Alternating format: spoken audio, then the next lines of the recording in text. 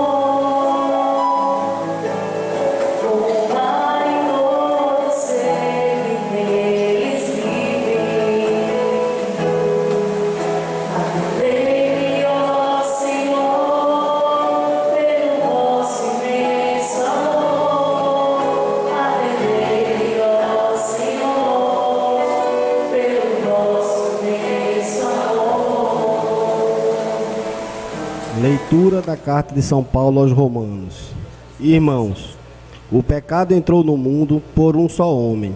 Através do pecado entrou a morte. E a morte passou para todos os homens, porque todos pecaram. Na realidade, antes de ser dada a lei, já havia pecado no mundo. Mas o pecado não pode ser imputado quando não há lei. O Senhor esteja convosco. Proclamação do Evangelho de Jesus Cristo, segundo Mateus. Naquele tempo, disse Jesus aos seus apóstolos: Não tenhas medo dos homens, pois nada há de encoberto que não seja revelado, e nada há de escondido que não seja conhecido. O que vos digo na escuridão, dizei-o à luz do dia. O que escutais ao pé do ouvido, proclamai-o sobre os telhados. Não tenhas medo daqueles que matam o corpo, mas não podem matar a alma. Pelo contrário, temei aquele que pode destruir a alma e o corpo no inferno. Não se vendem 2 pardais por algumas moedas? No entanto, nenhum deles cai no chão sem o consentimento do vosso Pai. Quanto a vós, até os cabelos da vossa cabeça estão todos contados. Não tenhas medo, vós valeis mais do que muitos pardais. Portanto, todo aquele que se declarar a meu favor diante dos homens, também eu me declararei em favor dele diante do meu Pai que está nos céus. Aquele, porém, que me negar diante dos homens, também eu o negarei diante do meu Pai que está nos céus. Palavra da salvação.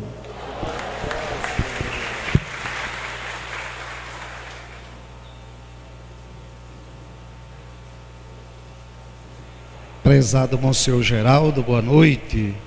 Queridos diáconos Fábio e Márcio, querida comunidade, não tenhais medo. No Evangelho de hoje, Jesus nos diz 3 vezes: não tenhais medo. Se ele insiste nesse medo, a gente se pergunta o que era que estava amedrontando os apóstolos para que Jesus dissesse: não tenhais medo. Quando esse evangelho foi escrito, o Evangelho de São Mateus, por volta do ano 85 depois de Cristo, estava numa perseguição muito grande. Os romanos estavam perseguindo os cristãos, perseguindo os judeus. Era proibido ser cristão. Quem se declarasse cristão era preso, muitos eram mortos. Jerusalém já havia sido destruída no ano 70, a famosa guerra judaica, quando foi destruído o templo. Daquele tempo nós só temos o pedaço do muro de Jerusalém hoje em dia, que é o chamado Muro das Lamentações. De modo que os seguidores de Jesus Cristo tinham abandonado a religião judaica e estavam agora seguindo uma novidade, que era o cristianismo. E era proibido ser cristão, mas eles não arredavam o pé, porque estavam seguindo, eram seguidores, eram discípulos de alguém que morreu e ressuscitou. Eles conviveram com Jesus quando falava, pregava, andava, comia. Viram Jesus na cruz e participaram da alegria do encontro com o ressuscitado. Logo, cada vez que ele se encontrava com o ressuscitado, eles tinham a certeza de que valeria a pena seguir a doutrina daquele chamado Jesus, o Cristo. Porque ele curou o cego de nascença, ele ressuscitou Lázaro e o filho da viúva de Naim, e ele mesmo foi ressuscitado. E os apóstolos diziam: eu vi, eu ouvi, eu dou testemunho. Então, eles saíram pregando essa novidade e convidando a comunidade a seguir Jesus. Mas seguir Jesus, seguir o Cristo, ser discípulo do Cristo, significava ter o mesmo destino do Cristo: a cruz e a ressurreição. Mesmo sabendo que o destino era a cruz, era a perseguição, era a prisão, os açoites, o apedrejamento, mas ninguém abandonou. Por isso que Jesus diz: não tenhais medo. Não tenhas medo dos que matam o corpo. Estão entendendo agora? Eles matam o corpo, mas eles não matam a alma de vocês.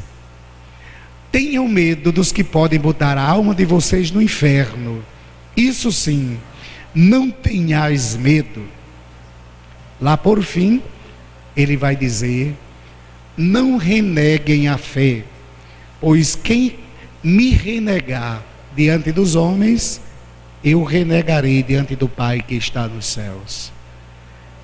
Não tenham vergonha de mim diante dos homens, pois quem se envergonhar de mim diante dos homens aqui na terra, eu me envergonharei deles diante do Pai que está nos céus. Estão vendo que são sempre palavras de incentivo a uma comunidade perseguida, a quem estava passando por dificuldades. Por isso que Jesus insiste 3 vezes: não tenhais medo, eu estarei convosco todos os dias até o final dos tempos. A igreja continuou assim até o século IV, perseguida, rezando missa às escondidas, até o ano 313, quando Constantino dá o edito, com o edito de Milão, concede liberdade de culto aos cristãos. É quando começa a construção das grandes casas, que depois nós chamamos de igreja, mas a igreja é a comunidade que está reunida. Não tenhais medo. Pronto. Esse é o evangelho lá no tempo de Jesus. Agora vamos trazer o evangelho para o nosso tempo. Nós também temos medos. Do que é que nós temos medo? O que é que nos amedronta hoje? A gente sabe que o medo paralisa a gente. O medo entreva e trava as pernas da gente. Quando o medo é grande demais, a gente não sai do lugar. A gente fica parado. A gente não tem ação, não tem palavra, porque o medo travou. Não tenhais medo, eu estarei convosco todos os dias até o final dos tempos. Quais são os medos que paralisam a sua vida? Quais são os medos que têm atrapalhado a sua caminhada cristã?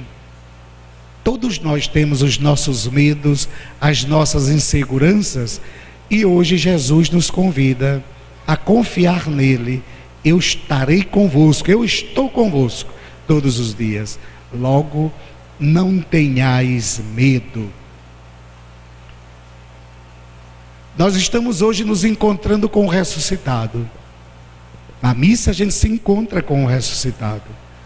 E a gente se anima com ele, se fortalece da escuta da palavra e do pão eucarístico. E nós vamos voltar para as nossas casas capacitados para não renegarmos a nossa fé. Às vezes a gente fala de tudo, de tudo menos de Deus para as pessoas.